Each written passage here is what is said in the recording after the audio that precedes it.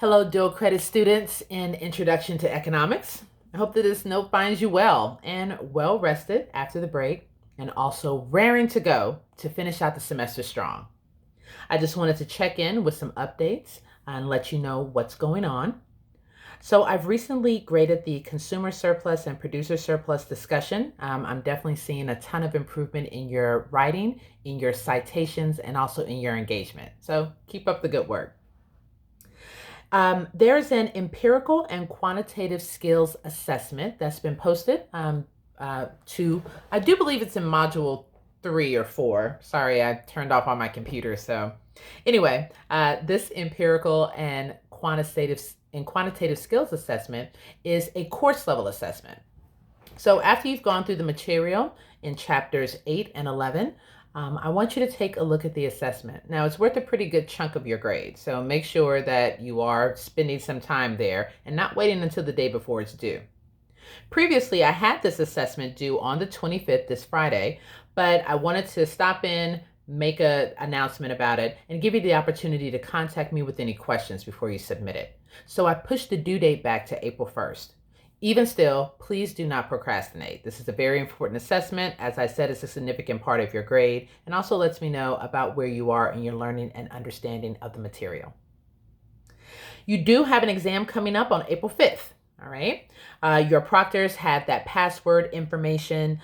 So the exam will open up that day. You'll take it that day. And if there's any reason why you can't take it that day, please let me know via email. All right. Let me know if you need to reschedule, and I'll approve that request and make sure that the exam is available on a different date for you.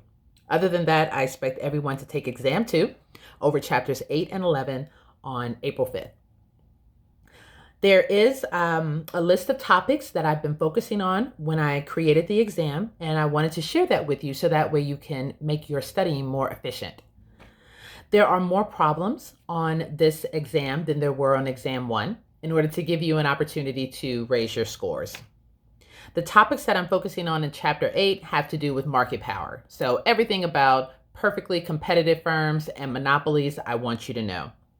I also want you to be able to analyze a graph in order to determine what is the socially optimal level of output given a particular type of market, whether it's a monopoly or otherwise, right? And then finally, I definitely want you to know and be able to work through problems on price discrimination, finding that reservation price and figuring out the consequences of price discrimination. So that's coming from chapter 8. And in chapter 11, it's all about externalities, positive externalities and negative externalities. So go through those problems on the homework and the quizzes, in particular, the problems that have to do with the Coase theorem, named after economist Ronald Coase, who came up with, a very ingenious way of dealing with externalities.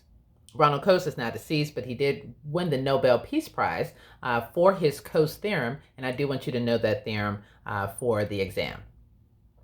And then lastly, tragedy of the commons. This is a very pedestrian, very well-known situation that we encounter in economics, in which we need to figure out issues of sustainability and conservation for all. As always, there is an extra credit opportunity. If you complete the the exam 2 study guide to 100%, I will add 5 points to your exam 2 grade after April 5th. All right, so that's everything that I have at this point.